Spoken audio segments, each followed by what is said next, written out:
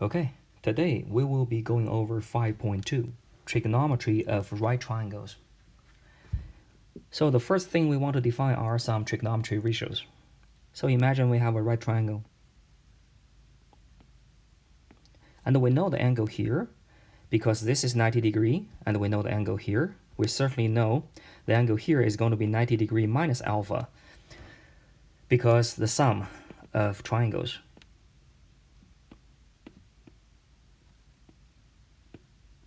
In any kind of triangle, actually, not just the right triangle.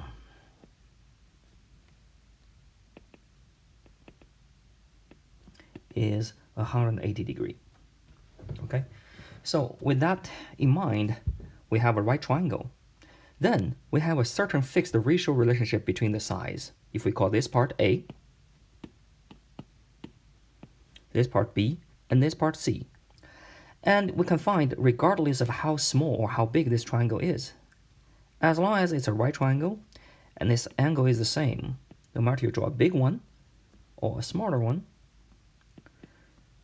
you will find the relationship between these three sides always satisfies a certain ratio due to similar triangles. And this information is very useful when you try to build a house, when you try to build any kind of shapes involving right triangles. So that is what we are interested in. We call them the trigonometry ratios. And we give each one a special name. Okay, so if we say have a right triangle, and we're specifically interested in this angle, let's call this size A, B, and C, we can define the following 6 trigonometric right triangles ratios. Sine alpha, which is given by A over C, cosine alpha, which is given by B over C, tangent alpha, which equals A over B, and cotangent alpha, which equals B over A. Secant alpha, which is given by C over B, and cosecant alpha, which is given by C over A. So these are the 5 ratios where you can actually take any 2 sides out of the 3, compare the ratio, and you can do it in whichever order, A over C or C over A. We have 6 different combinations. We call all of them the trigonometric ratios. Okay? Now to give you an example, let's think about a right triangle which looks like this.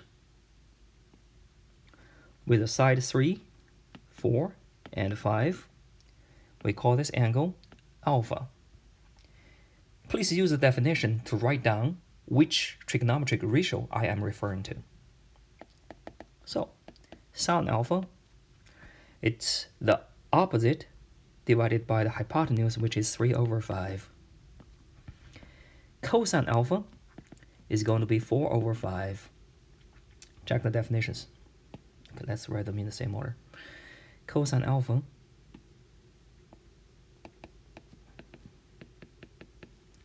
tangent alpha equals 3 over 4, and cotangent alpha equals 4 over 3. Secant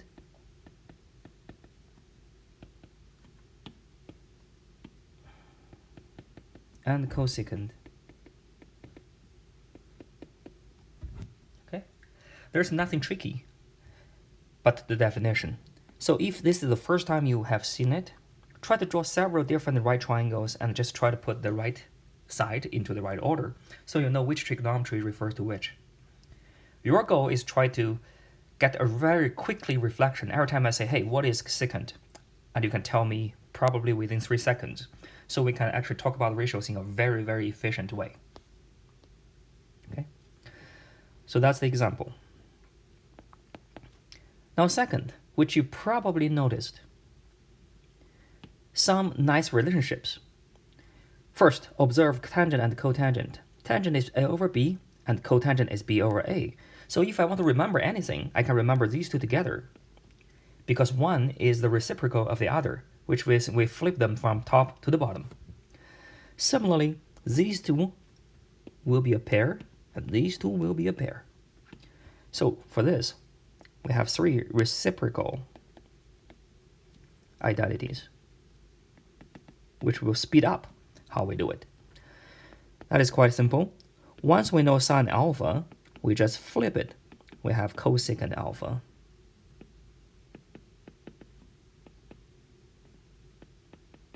And finally, we have the same properties with tangent.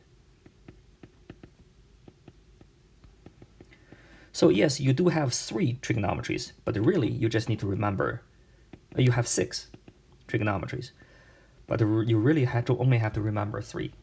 For example, let's go back to the original example.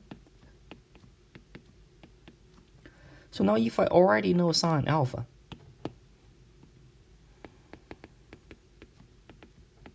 then automatically I know cosecant alpha will be the same, but take the reciprocal.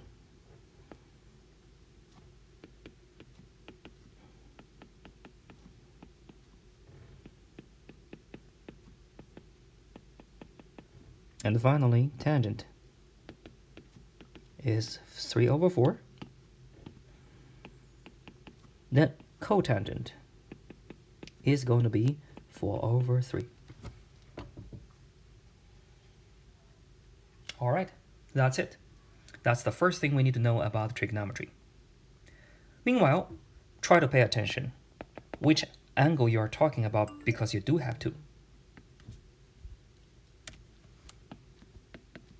So instead, if I don't put alpha here, I put alpha here, just to make sure that if I say sine alpha, you should really focus on the definition, not which side did I draw the angle. So for this, you should really take 4/5 if I know this is the alpha I'm referring to instead of this one. Okay, so try to get familiar with it. There's nothing tricky. Now, second, we want to talk about several special triangles because we use a lot.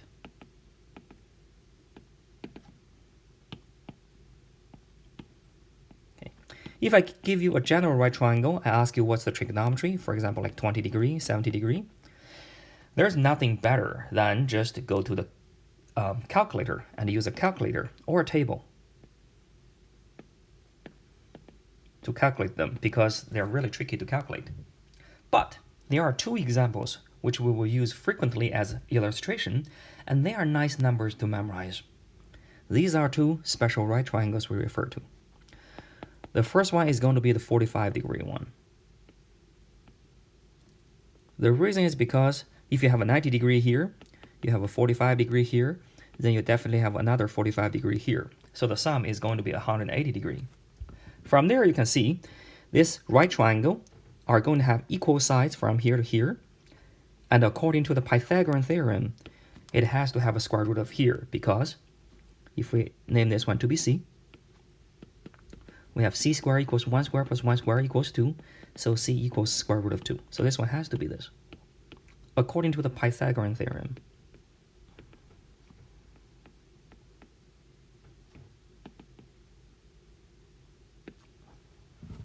With that in mind, we can write down everything about 45 degree very easily.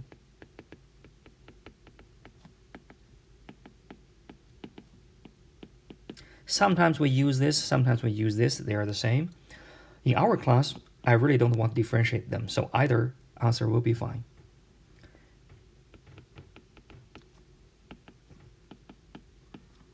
Okay, and the tangent, which is just 1. With the same idea, now you can flip them to get the other 3.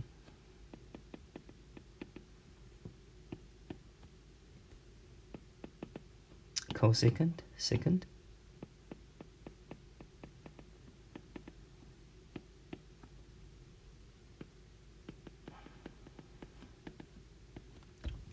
Okay, so this is the first special right triangle we have for 45 degree. The reason is because you have equal sides for 1 and 1, and you have square root of 2 for the hypotenuse.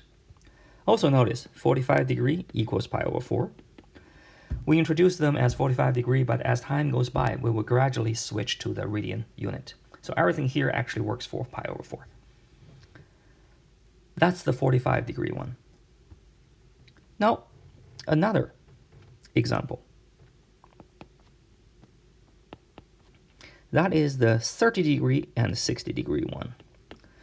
Technically, there are two special angles, but we want to put them together because they simply belong to the same right triangle. The reason is because they sum together equals 90 degree. All right, let's draw a little bit bigger.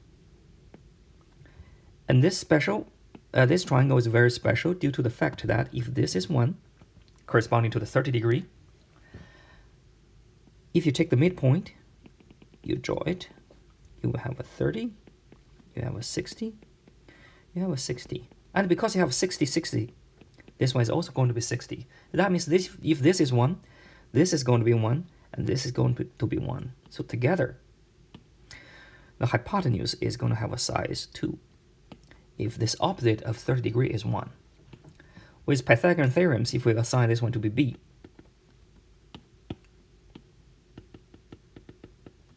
b squared equals 3, so b equals square root of 3. So this one is special because again, the three sides we can calculate, and they are not too difficult.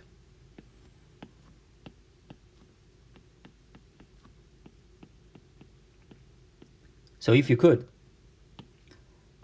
pause the video now and try to write it down, all the 6 trigonometry values of 30 degree and all the 6 trigonometry values for 60 degree.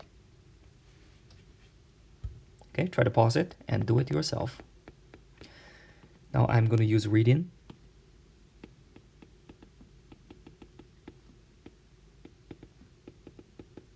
Therefore,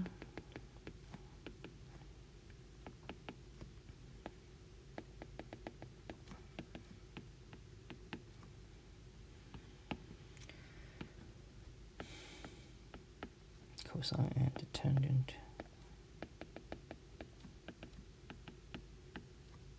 which gives you cosecant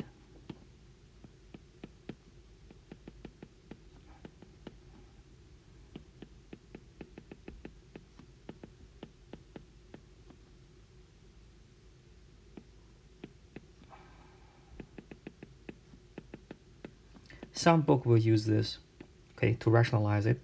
We don't have to do it. Just want to make sure that every time you see this number, you recognize it's related to pi over 6. Okay. Now for pi over 3, which is 60 degree,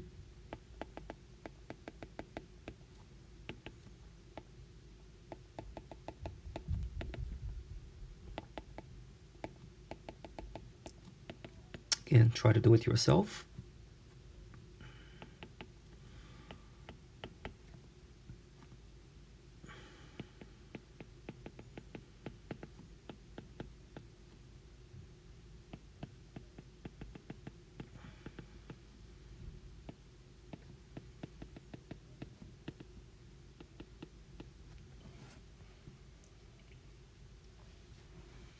All right, so this will be the second very special triangles we have.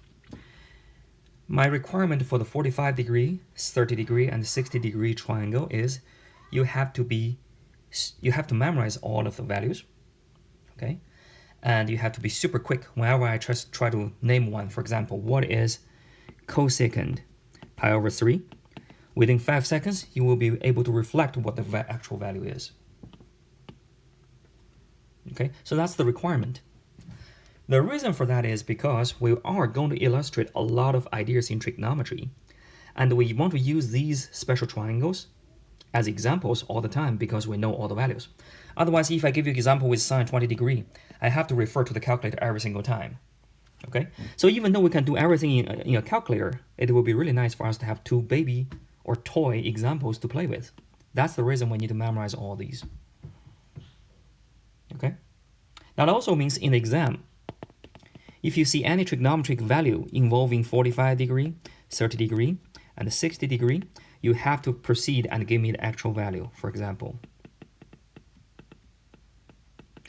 But if you have some angles other than these special angles, for example, 35 degree, what you can do is you can just keep this one as your final answer. It's the same reason as if you see something like this, you just keep it, because there's no way you can simplify anymore. But if you see something like this, you definitely need to simplify a little bit further. Okay, so we only require you to simplify everything for these 3 triangles. But for the other ones, you don't have to memorize the values. Okay. That's step 1. Second note, of course, how many values are there? You have 3 angles, you have 6 trigonometric values for each one, so you have 18 values to memorize. Certainly you don't want to do that. What you want to do is probably just memorize this triangle for 45 degrees, and then just go there and try to use the definition of trigonometries to find whichever you want. Similarly, for the 60 and the 30 degree, even though you have 2 angles, but really you just need to memorize one right triangle, which is this. Then, depending on what you want, for example, you can actually go ahead and try to find it by using the definition. Okay, so don't actually memorize the values. Memorize the 2 reference triangles. That will be the way to do it. All right. The third thing we want to mention, which is called solving triangles. Okay. The idea is quite easy.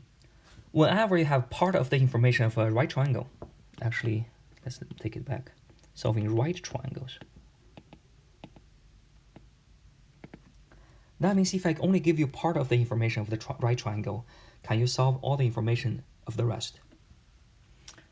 So when you say solving a triangle, usually what you mean is find the 3 angles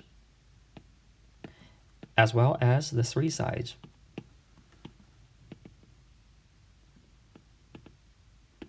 Okay. So for example, if I already know a right triangle, it's given by this, with a 30 degree and a 15 here. Let's use 6. Okay. My question is, solve the triangle. Okay. What do? You need to find this side, and this angle. Technically, you also need to find this one, but as long as we write a perpendicular, you already know this is 90. So even though we have 3 angles, for right triangles, we only have 2 angles to solve. Okay? So, the first one is easy. Alpha is going to be 90 degree minus 30 degree, which is 60 degree. Okay? And this is going to be 90. So all the 3 angles are solved. Now I need to find A. Now use your knowledge about trigonometry. Okay, you can take A over 6, which is sine 30. You relate the side you don't know with the side you know, and you need to have a specific trigonometry value. After that, you need to know this trigonometric value, and finally you can do it.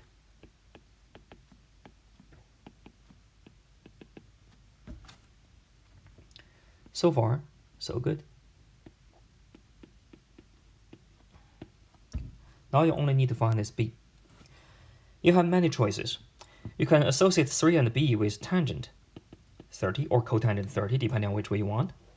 You can associate 3 and 6, B and 6. You can do it with cosine. You can do it with secant. Or you can simply just apply the Pythagorean theorem to use 6 squared minus 3 squared equals B squared. You have all these kind of ways. Just pick the way you prefer. There's really no one way is better than the other. So either way it will work. Just pick one. I would just personally pick the Pythagorean theorem.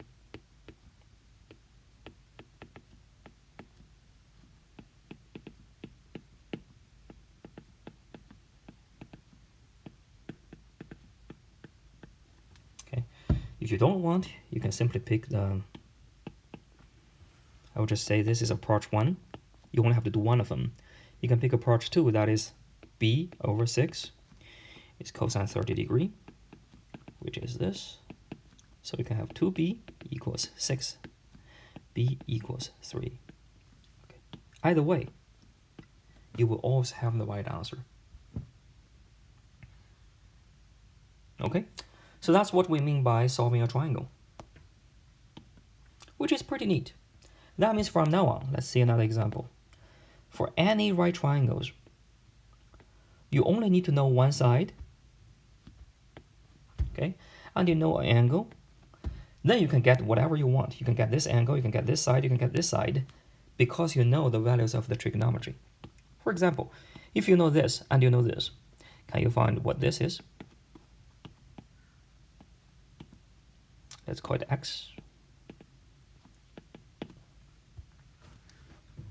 Okay, then solution. I just need to find the right way to associate this side and this side I know. So x and 3. If I use 20, by definition, you know it's tangent 20. So in order to solve x, I just need to do this. And I can stop here if I don't have a calculator, because tangent 20 is not one special angle. But if I do have the calculator, I can go ahead and do it.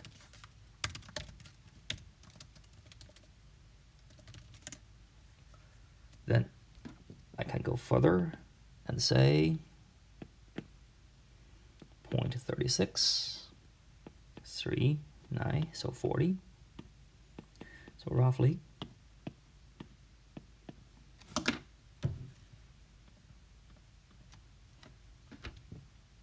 1.09.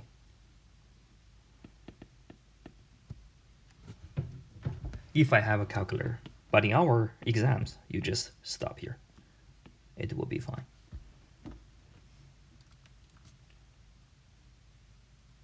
All right, so that's what we call solving right triangles. To do that, of course, we need to know the values of tangent 20 degree, okay, or any other angles we refer to. The good news is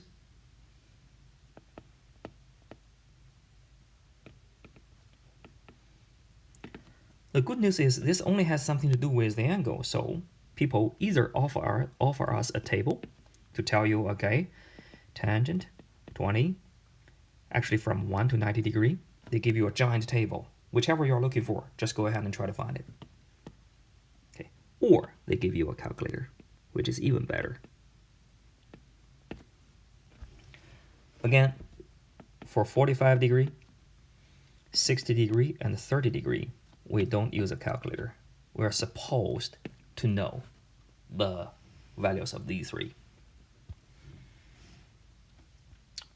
Okay, that is called solving a right triangle, which is pretty neat in mathematics.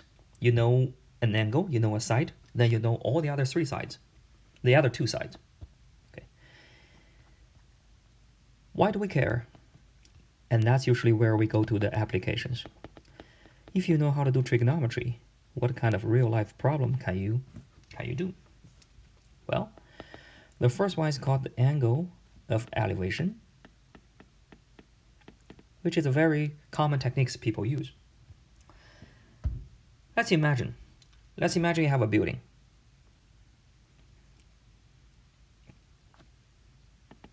Okay.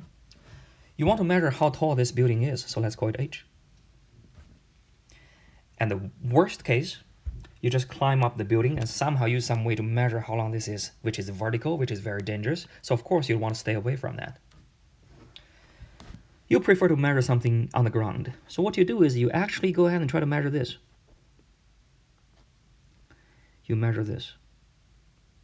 This is on the ground, which is very easy to measure. You just walk, take a ruler, just go and walk and try to measure how long this is. But knowing this, how do you know this h, or equivalently this h here? Now do you see a right triangle? Knowing this one, to find this one, all you need to do is you need another angle. And usually what people do is they take a angle measurement and they point it to the tip. Number one, you want to make sure it's horizontal. Number two, you rotate it. Okay, so you start with something like this. Then you rotate it to make sure that's in point to the tip of the building. Then you will be able to measure the angle here. And this angle here is called angle of of elevation.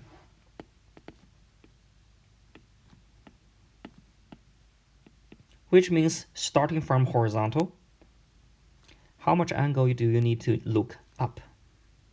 So elevation means look up from the horizontal direction. Then once you know these two, by trigonometry, you will be able to do it. So for example, if you see a building, you want to measure how tall that thing is. By the way, it doesn't have to be a building. It can be, a pillar. It can be a tree. It can be, there's an airplane going over. Okay, and you can have an angle of elevation of the airplane also. With that, you can measure a lot of interesting stuff. But for this one, to take an example, we take a building, and then we use the measurements. We find this angle here is 30 degrees. And we find the horizontal distance here is 45 feet. So the question is, how tall is the building?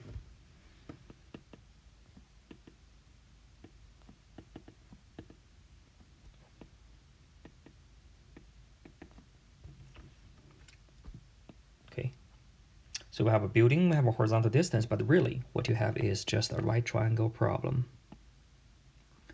Put everything in the right order.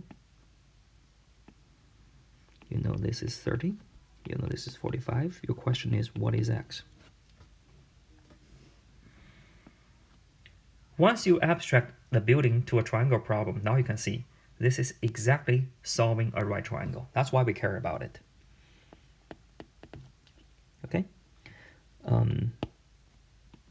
x 45, not degree, feet, equals tangent 30 degree. With a calculator you can find it, but for 30 we don't have to.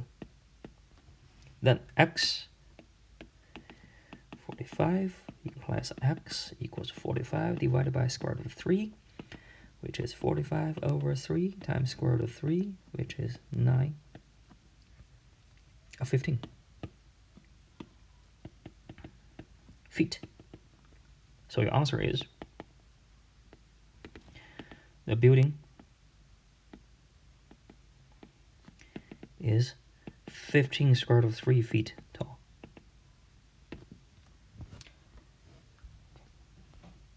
It's quite easy to calculate. Meanwhile, you don't have to actually climb up the building, which is beautiful. Okay. Imagine what's going on there. Okay, you saved a lot of trouble because you are trying to wonder a right triangle, and somehow one side of the right triangle do mean something for you. You want to know the height of the building. Now with the trick of trigonometry, you can transfer measuring this into measuring something else, because really, for the right triangle, if you know any of the sides, you know the rest through trigonometries. That's the beauty. Okay? Now, do you have something else? This time you know the horizontal distance, you want to measure the height. Sometimes maybe you know the height, you want to measure the horizontal distance. What is that case? I will give you some example. That is called the angle of depression. Remember what we had before. We say, hey, this is horizontal, you look up. That is called angle of elevation. Now, we certainly can have some people sitting at a tall building, and he looks down for a certain angle. So this is horizontal, but he looks down. This alpha here is called angle of depression, which tells you how much you look downwards or below from the horizontal.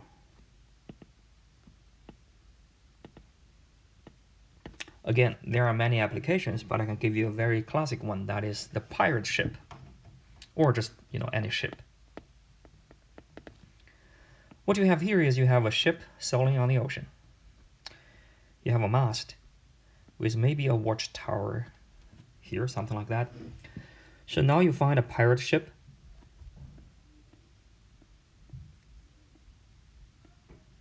This is the best I can do, pirate.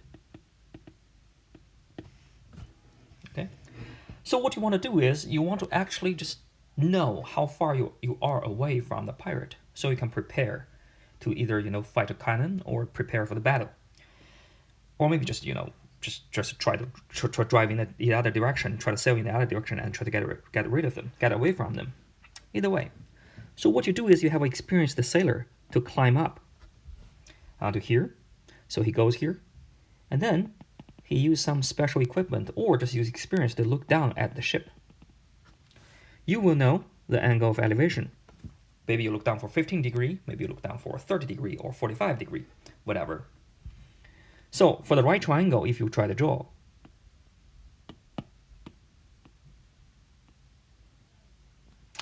this is where the pirate ship is. There's where the water, the sailor is. And you start to know this angle of a depression. Now you do have a right triangle. What you want to know is you want to know how far you are from the ship. You want to know this, which is basically this. Right? So to know what this is, you know one angle, you want to solve the right triangle, you just need to know another side. And usually people know this side. Why? Because this is on my ship. This is how tall my mast is. That's my ship.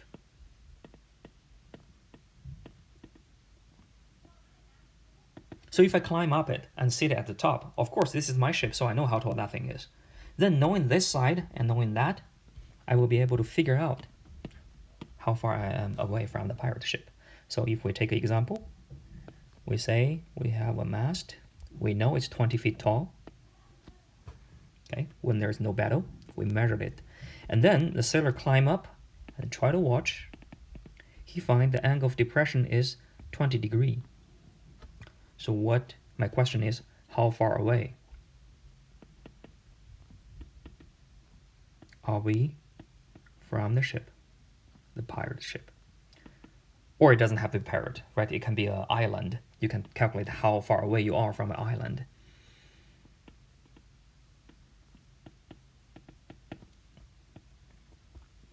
Okay, so draw the triangle. Technically the height is here, but you can shift it to here with no problem. Technically you care about how long this is, but you can shift it up. And all you know is this is 20. Then 20 over x. Oh, actually I have two numbers to be the same. So let's take this to be 25. So just for you to know which one we are referring to. Okay, so 25 over x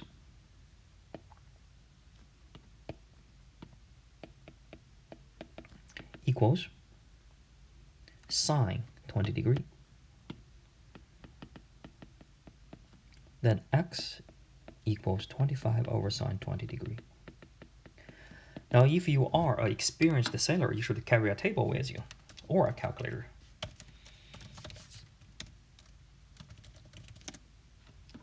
You know this is roughly 73 feet. So you're 73 feet from the other pirate ship. Okay.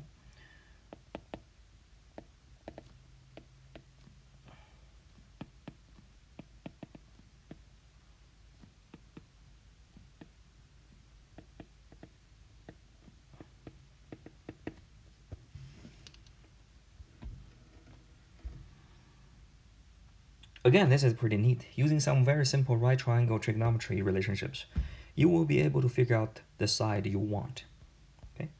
Which is actually very, very, very useful. Imagine if you are running out of resources on the ocean and you just look at the ocean and you find there is an island far away from you. By calculating how far away you are from there, you can adjust how much resource you can consume every day so that you can survive. Everybody can survive so you can reach the land safely. With angle of elevation, you can see what's up, and you can calculate a lot of new things with this too. We only give you two examples, but I strongly suggest you guys to try something harder in the book. You will find very, very interesting applications. Okay? The third thing, again, it's just an example. We don't just have three cases. But for this example, it's very common to see in physics.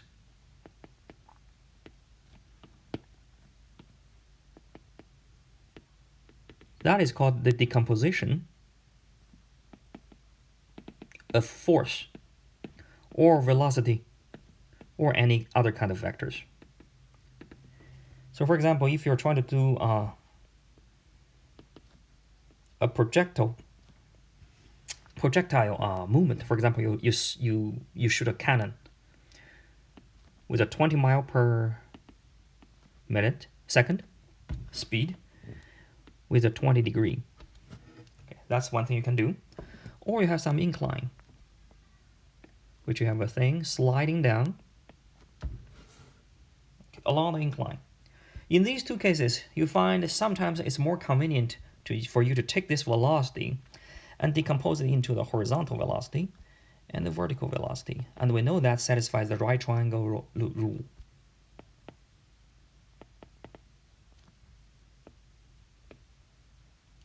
Why do we care about it? It's for later, for us to analyze the motion. Okay? Or for this case, you have gravity. But then you can decompose into two parts. The first part goes along the incline, which provide you the force you need for the sliding. The other one goes directly perpendicular to the incline, which produce nothing in terms of the motion. So you have this part and that part. That is the decomposition of your gravity. From here you can see you certainly need the right triangles. Let's just take one example, which is this. Okay, so suppose you have this one, 20 miles per hour. Then my question is, what are the horizontal? Let's just use 30 degree, okay, for simplicity. See, you see the advantage of doing this because you don't have to refer to the calculator every single time. Horizontal and the vertical velocity.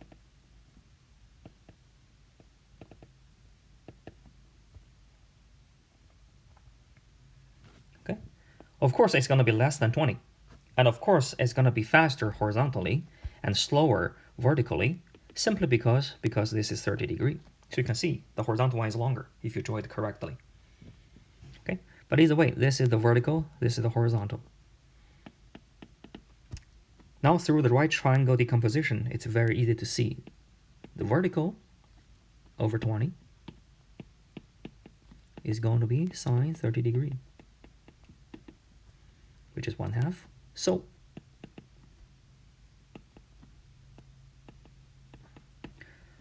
So if you do it with the angle of elevation with 30 degree, the vertical is going to be half the velocity of your total, which is 10.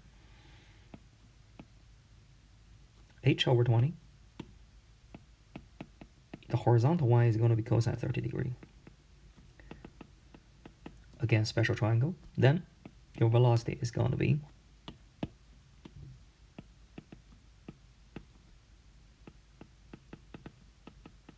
which is faster, okay, than the vertical one. In this case, it worked. So this is a typical decomposition of velocity case. If you want, you can try another case with this. Make up your own example. You will see this kind of decomposition become super neat. And meanwhile, it only uses trigonometries in right triangles. All right, so simple review. We defined 6 trigonometry. The definition, just get familiar with it. After that, we have 2 special triangles, 45-45 and also 30-60. Memorize them, and don't memorize the value, but just memorize this triangle. Using the definition, you will be able to find whichever one you want. After that, for applications, knowing one side, knowing one angle, we can find all the other sides and angles using trigonometry identities. And finally, once you know how to solve a right triangle, you can use that thing to solve real-life problems. We give you 3 problems. The first one is angle of elevation, you look up. Angle of depression when you look down for the pirate ship. And finally, we have the decomposition of velocities. Each of them is going to be super useful, but try more in your textbook. The fourth one, we'll just mention it briefly. Okay. So let's say here the sun and here the earth. You know the Earth rotates, and during noon, if you are directly going toward, pointing towards the sun, you will have no shadow. But then if you are a little bit away, suppose you're in a different city, you are going to have a little bit of small shadow.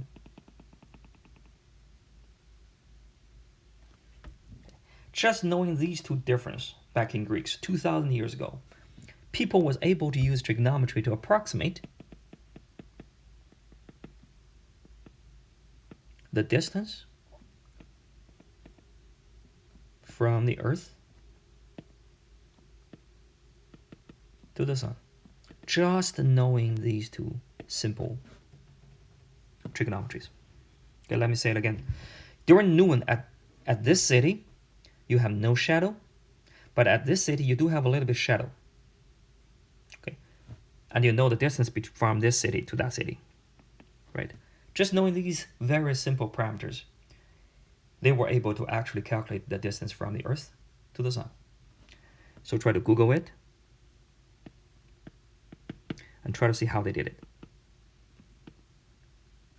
It's not very accurate, but it's pretty accurate, okay, which is amazing. All right, that's all for today.